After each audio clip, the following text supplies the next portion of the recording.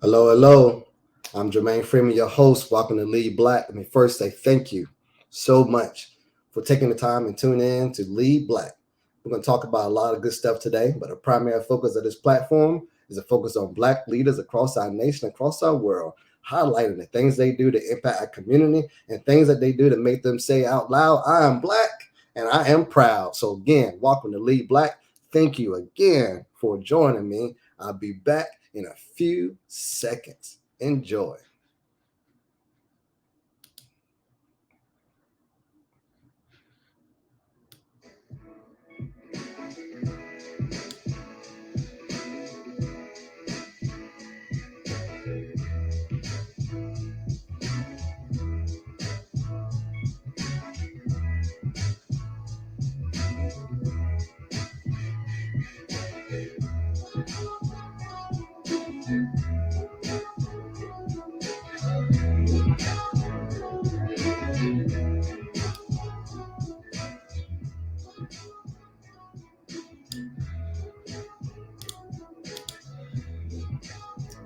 Again, welcome to Lead Black. I'm your host, Jermaine Freeman. So glad you've been able to step in and watch a little bit of this and hopefully all of this platform. I'm focusing on highlighting Black leaders across our communities that's impacting our nation and impacting our world. They're saying out loud, I'm Black and I'm proud.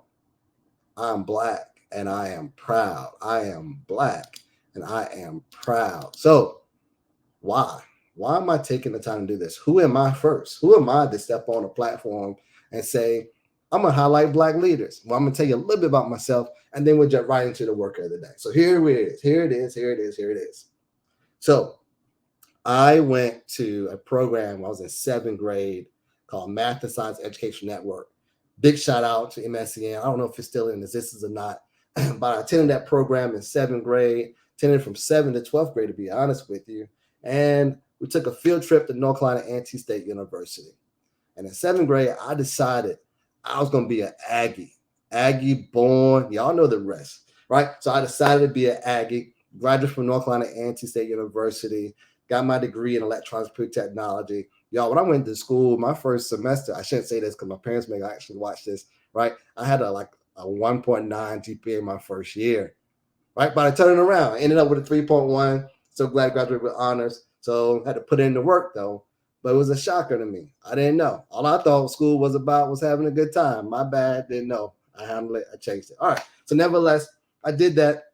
That's an instrument. I did that. I taught math. I was a math guy, so I taught math. And we're talking another episode about why I taught math. So we'll talk about that later. But for now, just know I taught math. I got a master's in education. So I was like, man, I want to teach. Right? I wasn't planning on teaching. My parents are teachers. I wasn't planning on teaching, but I was like, you know what? If I'm gonna do this, I'm gonna do it right. So I got a master's in education, right? Did that. And I was like, oh man, people say you should be an administrator, blah, blah, blah. I was like, all right, I do that. So I went to Appalachian State, got me a master's in administration, got me an education specialist degree at EDS for those that know that type of lingo. And now I'm a doctorate candidate at Appalachian State, right? In between time was assistant principal and a principal. But what changed my life, I got all this stuff, right? I know you're thinking, like, he got all this stuff, all this education. Why a podcast? Well, I was a Black male leader. I was a Black male leader in a space where at one point in my leadership, I was the only Black male middle school principal at one point, right? And I was like, man, this is crazy. So like when I'm studying my doctoral work, I was like, man, I got all this stuff. But I don't know if people still respect me as a Black male leader. So I started to question and wonder. So part of my research, heads up, when it's come out, I should be done in December. I'll be talking more about my work after December. But for now, I'm gonna give you a little snapshot of what it is. I started thinking, oh, and then I had a bigger question. If the system's been so bad to me as a Black male student, when I was a student, the system impacted me as a Black male student.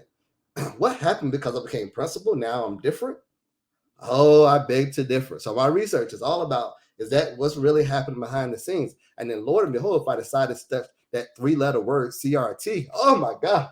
If I discuss CRT, I'm gonna lose my job. That's in my research too. But that's all I'm telling you about research. I just want to give you a little snapshot of why I'm doing this podcast. Why I'm taking the time and saying, hey, you know what? We are the most researched culture in America. Throughout all my research, there's tons of research on Black people. We are heavily researched, but ain't nothing too much changed. So I said, something I learned as a administrator, you got to tell your own story.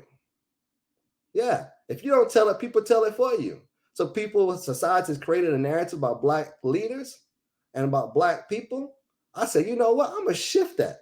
I'm going to tell the story about Black people and Black leaders on Lead Black. So that's what I'm doing, highlighting the Black leaders across our community that's impacting our nation, impacting our world, and they're living a life by saying, hey, I'm Black and I'm proud, and I want to highlight them. Right? I'm just a little body trying to tell everybody about somebody, and that somebody is Black people. So heads up, here we go. Let's run down this path and talk about it.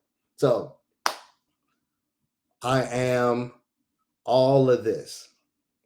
We've been taught over and over and over again about what we were not, but this is about who I am. So I'm gonna let that picture just sit there for a moment. Turn my camera off so you could just sit there and look at that.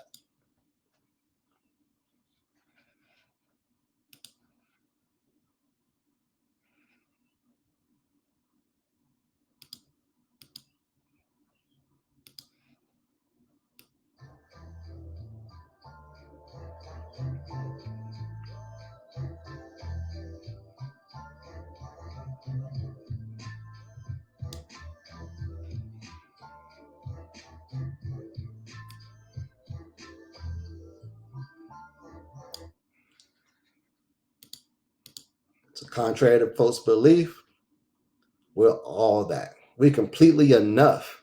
We can be my heart's greatest desire. We have the courage that we seek, and we just want to be safe from harm. Like we just want to connect. We are unique and we're individuals.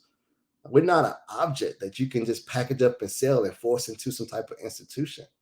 We are great people, and people around the world that look like me, sound like me, are doing amazing things. And so I just want to highlight them.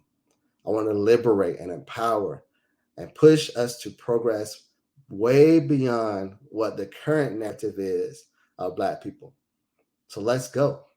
Let's do this. Let's talk about a couple of things. So this is just the first episode. So I'm trying to lay out the lay of the land. All right. So I'm just taking my time and kind of going through and say, hey, this is why I'm doing this type of work. Taking my doctoral work and then transforming it into a podcast and trying to spread out to the whole world that this is what we are about. Creating our own narrative. Creating our own narrative. Don't that sound nice? Create your own narrative, right? And so that's what we're doing. We're creating our own narrative and doing our own thing. So here we go. Why am I doing this? Why is it called Lead Black? So there's this researcher out of Howard University. It's back in the day. He did this research like in 1978. His name was Dr. Robert Smith. He took the time and analyzed how leadership changed over the years, where before it was like Negro leadership, right? Where you focus on prior to the civil rights movement, where most of your Black leaders were in your local communities, your preachers, your teachers. It was that group. So the leadership changed after civil rights because we started focusing on how do we become recognized as human beings, right? We had all the qualities of human beings, but we weren't recognizing human beings. So we needed some civil rights. So the leadership again shifted to what we call now Black leadership. So it's interesting research. You should read about it. Dr. Robert Smith, straight out of Howard University. Big shout out to Howard, another HBCU. So big shout out. But the focus then is, okay, so what does leaders look like? What does it mean to be a Black leader? And then again, why am I doing this work? So what you see on the screen, I'm gonna just pause for a moment so you can take the time to kind of take your eyes from the left side to the right side of the screen, and you'll see some folks that you know, but you also may see some folks that you don't know, and it's okay.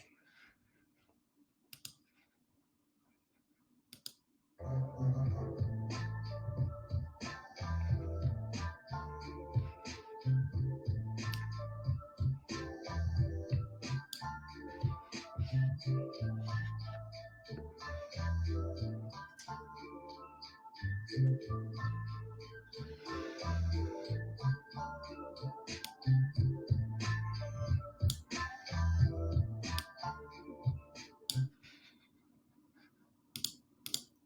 as you see, you look at the screen from the left side to the right side, you see some famous faces from your president, Barack Obama, to Martin Luther King, to Serena Williams, Shirley Chisholm, right? You go down to the bottom of the screen, you see Womack, right? You see our new Supreme Justice Judge, right? We see her.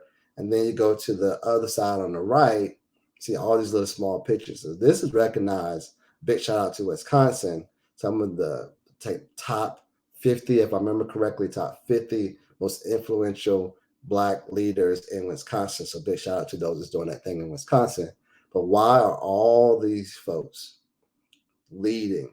Well, it's because of the future leaders, right? How do we take what we're experiencing now and make it better for other Black kids as they grow up? So they'll see that they're also kings and queens, right? So this is what leadership is all about. Now, I will humbly say I've made my share in leadership, right? But the core of me is still the same. I still want to see my Black students, my Black boys and Black girls grow up and be the kings and queens and not make the same mistakes that I made. Leadership doesn't mean that you're perfect. Leadership just simply means that you've made some mistakes and you learn how to grow for them and you're able to share your mistakes with others so that they also too can be successful and not make the same mistakes. That's leadership. Leaders don't lay down. We fall down, but we get back up pretty quick, as my man Dominic Clerkland said. Right? We fall down, but we get back up quick and we begin to lead again. So that's why I'm doing this podcast. Taking my experiences as a Black male leader, taking my schoolwork and the work I'm diving into and learning about Black leaders, particularly Black male leaders. That's the work I'm focusing on, right? But taking my experiences and things I learned about Black leaders, period, and moving into more of a national platform. Where this is going, again, I don't know. The goal is just to share out and just see where it takes me. So if you know someone who wants to interview and be a part of this podcast, please tell them, hit me up. I love to interview them, right? So that's the work. So one of the things I'm going to do next is talk about what's happening, right? So what's happening? This is like one of my favorite shows. Now, it came out way before I was born. Well, I won't say way before I was born. I was born in 1979, so it was not like way before I was born. But the season of it was before. It was like 1976 to 1979, if I remember correctly, when What's Happening was coming out, right? So you look at this picture and you got a lot of things going on. If you know the background, if you haven't seen the show, which I so hope that you have, if not, I might have to take your black card. But nevertheless, you can look on the first episode. You can Google it. What's Happening is the name of the show. But all these folks on the screen were also leaders in their own right, right? Mom, she ran the house and did all the things she could as a single parent in this show to make sure that her son and her daughter were good to go. And they represent all different types. I used to meet at this restaurant and have these conversations. So Raj, and we got my man with the run, all the fun stuff. So I said, let's use that title. What's happening? Who's leading the day? So since it's the NBA season, we're in playoff season NBA. And if you've been keeping up with it, the two hottest, one of the two hottest teams right now that has a series going on out of this world is the Grizzlies and the Warriors, right? So I said, you know what? I'm going to highlight someone from the Grizzlies and Warriors. I played basketball growing up, so why not highlight someone from there? So I'm highlighting one person from the Grizzlies and one person from the Warriors. So let's see who we got. Who's first on the list? First on the list is my man, Ja Morant. Now, if you haven't seen this brother play, you are missing it. He's extraordinary on the basketball court. If you don't know his story, you should go read his story about how he even got to this place in the first place, because it shows you that you have to continue to work even when you get no's, right? So if you know his story, He got a lot of no's. He wasn't heavily recruited out of high school, but he kept grinding, kept working because he knew deep down he was a leader. And voila, he made it. I think he was drafted number 2 overall number 2 pick out of Murray State. So here he is, Ja Morant. But although he's a wonderful basketball player, just fun to watch and does some amazing things. He has like that video game type style basketball playing mentality. Does amazing work. Although he's that, one of the things that people don't know is he's a co-founder of him and his daughter's mom are co-founders of a foundation that does work to help women learn more about things in regards to being pregnant. A wonderful foundation, does a lot of good things. In my podcast notes, you can click on an article and read all about it. I'm not going to go in detail about it because, I want to make sure I show my respect to Ja Morant. But the second thing is, when he first got drafted, he donated and raised a lot of money for the Boys and Girls Club there in Memphis, Tennessee. Right, that's his way of saying, "Hey, I'm here. I am playing, but I'm more than just a basketball player. I'm a leader in my community. I'm gonna raise money for the Boys and Girls Club," and he did that and raised lots of money for them. So big shout out to Ja Morant. Keep it up, young fella. Keep it up. So before we go to the next one, let's take a little small break and see what's happening.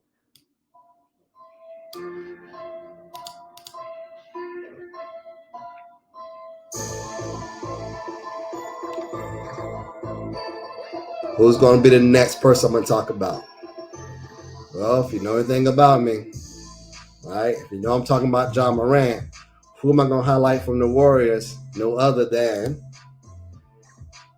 the good old Stephen Curry, right? So Stephen Curry, everyone knows him as an amazing shooter, right? Just amazing. This picture says it all, right? At this point in the season, and on December 2021, he had made 2,974 three-pointers. Wow. Wow. He also has that video game type of style because when he gets hot, it is ridiculous. He just goes on and on and on and on, and he can shoot some lights out.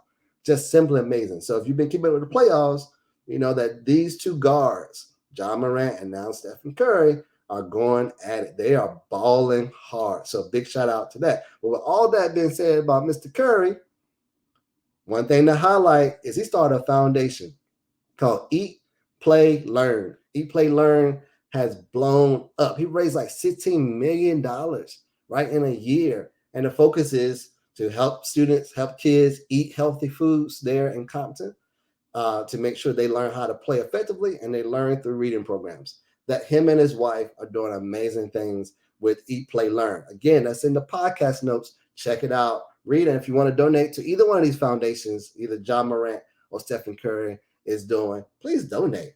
Give them a shout out. Saying you heard it from me. They don't know who I am, but who knows, right? I'm just shouting them both out because they are also not just great leaders on the basketball court, but they're doing great things in their community for the local community. Why? Because that's what's important to them. So again, my focus is to highlight Black leaders that's doing amazing things across different sectors, that's impacting our world, that's not afraid to say, hey, I'm Black and hey, I'm proud, right? So now we're going to shift, just kind of go over the platform of what this podcast is about. We've done the introduction. I've done a little bit about who we're going to highlight, which is going to be the normal thing. I'm going to introduce, and then I'm going to do some highlighting. So whoever I'm interviewing or whoever I want to highlight for the podcast, I will always highlight there. And then at the end of the show, before we sign off, with the leadership tip. And they all circle around the same thing. So one thing that comes out when I talk about Ja Morant and Stephen Curry is they know who they are. They know who they are as players. They know who they are as people. And when you watch them in interviews and you watch them play, it's obvious that they are fully established about who they are. So we'll take a small break and then we come back and wrap it up with a leadership tip. So let's get it. Small break here. All right.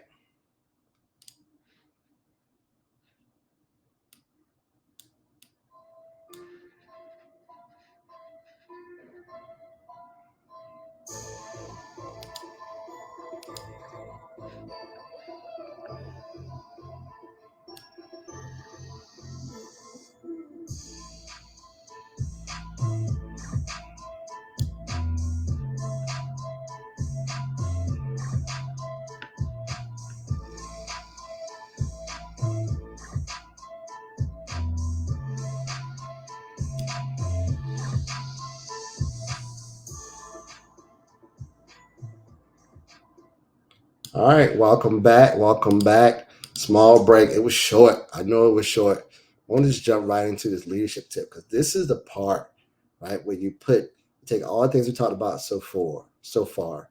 You know, my experience as an educator, my degrees, and all things were great. But then I shifted to how do people see me, talking about my grad work, and then I went to highlighting some leaders that's impacting. And why we do this work is one that as we are Black leaders, as we continue to impact our world and our society and our community and our nation, the goal is to spread and pour down the information and give it to those that's younger than us so they can also grow up and do the same thing. So, in the great words of Martin Luther King, a genuine leader is not a searcher for consensus, but a molder of consensus. So, how do I take my voice and bring consensus around the importance of sharing our own narrative, for us to tell our own story, which is a tenet, by the way, of critical race theory. I said it again. That CRT word will get me in trouble, but nevertheless, it is what it is. So, here's where we are. The leadership tip of today. Socrates said, know thyself. So I took, I'm not going to put Socrates up here. I'm talking about Black leaders. So let's talk about Nelson Mandela, things that he said. He said, learn to know yourself, to search realistically and regularly the processes of your mind and feelings.